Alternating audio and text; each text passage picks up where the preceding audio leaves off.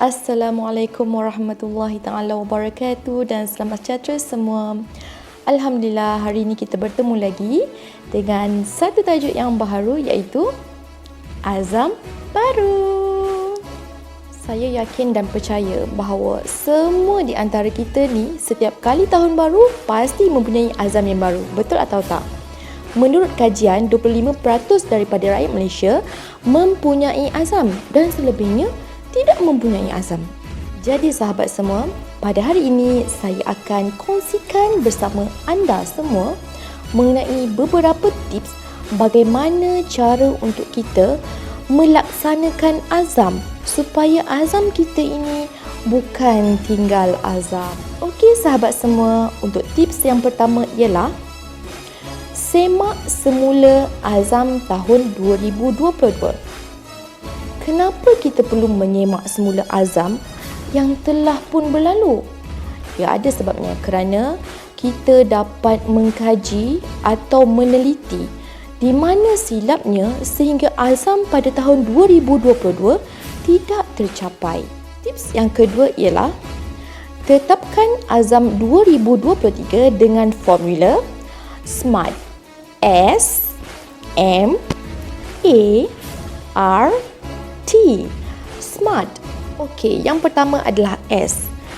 S adalah singkatan daripada spesifik.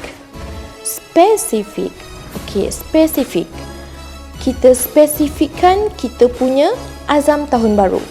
Seperti azam tahun baru saya 2023 ialah saya nak kurus. Yang kedua adalah M.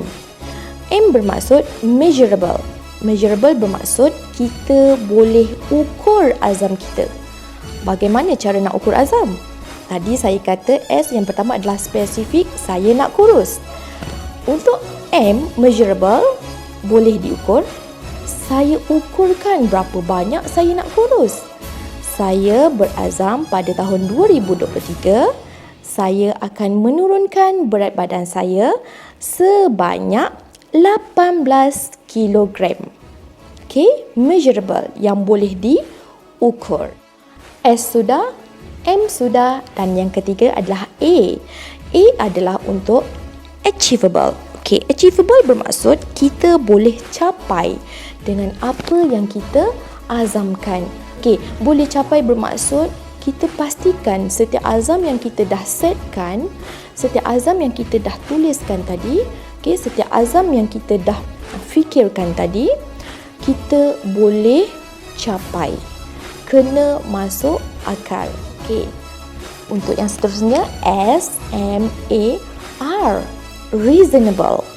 Okey, reasonable bermaksud ada sebab kenapa kita letakkan target tersebut. Contoh, saya kata saya nak kurus. Kenapa saya nak kurus? Adakah sebab saya nak nampak cantik? Adakah sebab saya nak mudah beribadat? Adakah sebab saya senang nak cari baju? Adakah sebab suami saya yang suruh? Terpulang kepada sahabat semua. S sudah, M sudah, A sudah, R pun sudah, dan yang terakhir adalah T. T bermaksud ialah time bound. Okay, time bound bermaksud kita ada masa. Maksudnya, saya nak kurus sebanyak 18 kilogram pada tahun 2023. Bermaksud pada tahun 2023 itu daripada Januari sehingga Disember. Ada masa. Seterusnya, tip yang pertama tadi kita dah kaji semula dah kita punya azam tahun 2022. Mana yang tak elok, kita perbaiki. Kita teliti kenapa azam kita yang 2022 tidak tercapai. Kita yang tahu sebab kita yang buat, dan kita yang tahu kenapa tak tercapai. Yang kedua, kita tetapkan azam 2023 dengan menggunakan formula SMART. Okey sahabat semua, jom kita beralih kepada langkah yang ketiga. Langkah yang ketiga adalah tulis azam tahun baharu anda. Ya, tulis semua azam tahun 2023 anda. Mengikut kajian, hanya 4% sahaja daripada 25% tadi yang menulis apa azam yang mereka hendak capai pada tahun tersebut. Dan malangnya hanya 1% sahaja yang melihat semula, yang membuat rujukan terhadap azam yang telah mereka tuliskan. Bermaksud mereka ini, 1% ini, bila mereka buat azam, mereka akan buat rujukan. Mereka akan sentiasa perhatikan sama ada azam mereka itu tercapai ataupun tidak mengikut masa yang telah ditetapkan. Jadi sahabat, marilah kita sama-sama tergolong di dalam golongan 1% itu tadi. Okey, tak susah. Ambil satu kertas ataupun ambil satu buku yang khas untuk kita semua tuliskan azam kita. Tuliskan apa azam kita. Okey, kenapa kita nak capai? Bila kita nak capai? Sepanjang masa bila kita nak capai. Okay, kita tuliskan supaya kita nampak, dan jangan lupa untuk lebih mengingatkan diri kita, kita tampallah azam kita tu di mana-mana ruangan yang kita boleh nampak yang selalu kita boleh nampak. Contohnya di kitchen ataupun di toilet ataupun di dalam bilik tidur ataupun di meja office ataupun di meja kerja di rumah, everywhere yang kita boleh nampak selalu. Contoh, kalau saya letakkan saya punya azam, saya nak kurus sebanyak 18 kilogram pada tahun 2023. Saya tampal dekat kitchen. Nanti saya spesifikkanlah apa tak boleh makan, itu semua. Itu nanti tips yang seterusnya. Okey, yang penting bila kita dah tulis kita punya azam, kita perlu tampal supaya kita ingat, aku ada azam lah. Azam tak semestinya kurus, tetapi itulah azam saya, antara azam saya untuk 2023. Mungkin azam kalian semua nak bina sebuah rumah, ataupun azam sahabat semua nak mendidik anak menghafaz Al-Quran. Surah apa? Berapa lama masa yang kita tetapkan? Ataupun kita kata kita nak khatam Al-Quran sebanyak 2 kali setahun. Terpulang kepada kita, azam kita. Ataupun kita nak buat saving sebanyak berapa. Itu semua kita yang mengetahui azam apa yang kita nak pada tahun 2023. Yang keempat adalah kita pecah kecil azam tahun baharu kita. Okey, macam mana kita nak pecah kecil azam tahun baharu kita? Seperti saya punya azam tadi. Saya kata apa? Untuk 1 tahun, pada tahun 2023 saya nak turunkan berat badan saya sebanyak 18 kilogram. Kalau kita fikir 18 kilogram tu macam banyak, macam tak mampu nak buat kan, macam-macam kita fikir. Tapi kalau kita pecah kecil, contoh kita ada 12 bulan. Kita ada Januari sampai Disember. Januari hingga Disember saya perlu turunkan berat badan saya sebanyak 18 kilogram. Jadi Januari saya target saya akan dapat turun 1 kilo. Februari saya target saya turun 1.5 kilo. Nanti Mac saya target 2 kilo sebab Mac puasa kan. Saya target 2 kilo. Saya dah tulis dah. Lepas tu April saya target saya turun dalam 1 kilo. Okey, lepas tu mungkin Mei nanti saya turunkan balik berat badan saya jadi 2 kilo. So, kita pecah kecil. Bila kita pecah kecil kita punya azam, ia lebih mudah untuk kita capai. Bijak kan? Okey, langkah yang kelima adalah, ini penting, ialah sediakan rangka tindakan atau pelan tindakan. Apa dalam pelan tindakan tu kita nyatakan apa yang perlu dibuat, apa yang tak boleh dibuat, berapa lama nak dicapai. Jadi contoh macam saya kata tadi. Okey. Saya kata tadi masa saya tampal saya punya azam di kitchen, saya akan senaraikan hanya boleh minum air manis 1 hari sekali. Contoh, mula-mula saya target memang 3 bulan pertama ni saya hanya minum air manis sekali sehari. Orang kata tak boleh minum terus. InsyaAllah saya cuba. Okey. Dan saya target, saya tulis tidak boleh sentuh nasi. Huruf besar, tidak boleh sentuh nasi. Saya letakkan details di situ supaya saya ingat. Kena minum air masak sebanyak 3 liter sehari. So benda tu semua saya punya pelan tindakan. Kena bersenam seminggu berapa kali, bersenam jenis macam mana. Tapi nasihat saya, pengalaman saya lah sebenarnya bila kita nak buat azam ni, kita yang tahu macam mana kita nak achieve benda tu. Okay?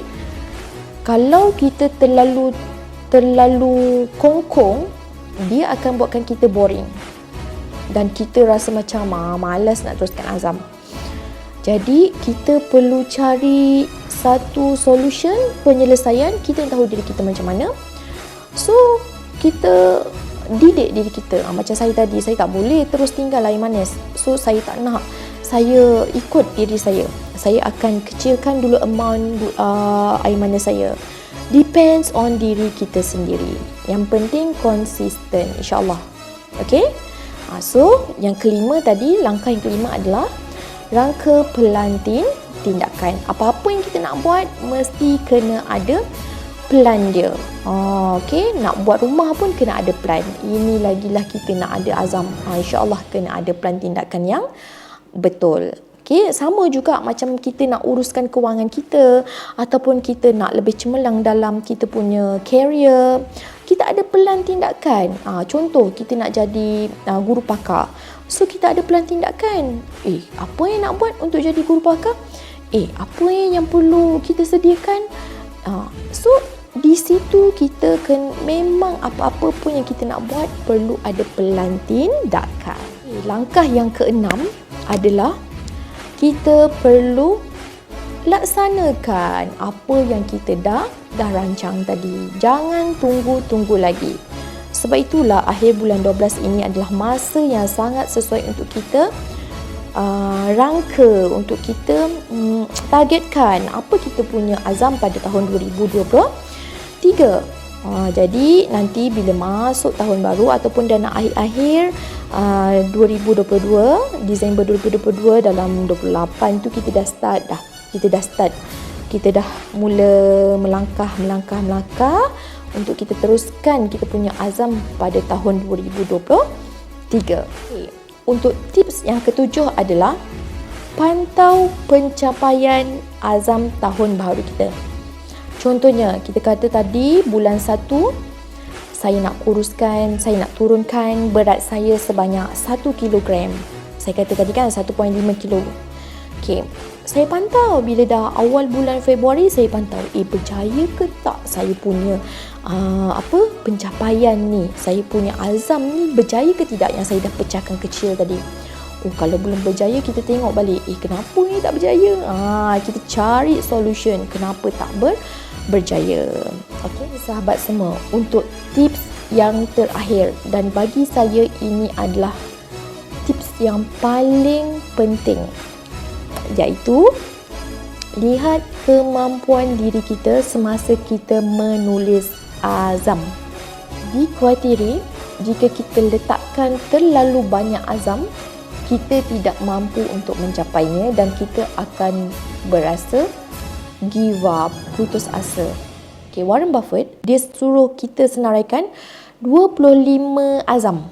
Senaraikan 25 azam kita semua. Dan dia kata pilih 5 sahaja azam yang paling penting. Pilih 5 sahaja azam yang paling penting. Yang lagi 20 tu kita tolak ke tepi. Kerana dikuatiri 20 ini akan menyebabkan 5 azam kita yang penting tadi tidak tercapai. Macam saya, untuk tahun 2023, saya ada 3 azam. Apa dia? Jeng jeng jeng. Jadi sahabat semua, seperti yang saya maklumkan lagi sekali tadi, kita sahaja yang mengenali kemampuan diri kita semasa kita meletakkan azam. Letakkan azam ikut kemampuan diri kita supaya azam kita itu dapat kita laksanakan dengan lebih baik, dengan hati yang gembira, dengan lebih tenang. Okey? Ingat sahabat semua, apapun azam kita, paling penting cuba jadi hamba Allah yang lebih bertakwa, yang lebih berjaya dunia dan akhirat. Utamakan Allah, insya-Allah segala-galanya akan dipermudahkan olehnya. Jaga solat dan jaga aurat. Ingat, orang berjaya mencari peluang dan orang yang belum berjaya akan sering mencipta alasan. Kita nak jadi orang yang mana? Jom kita jadi orang yang berjaya, insya-Allah. Assalamualaikum warahmatullahi taala wabarakatuh.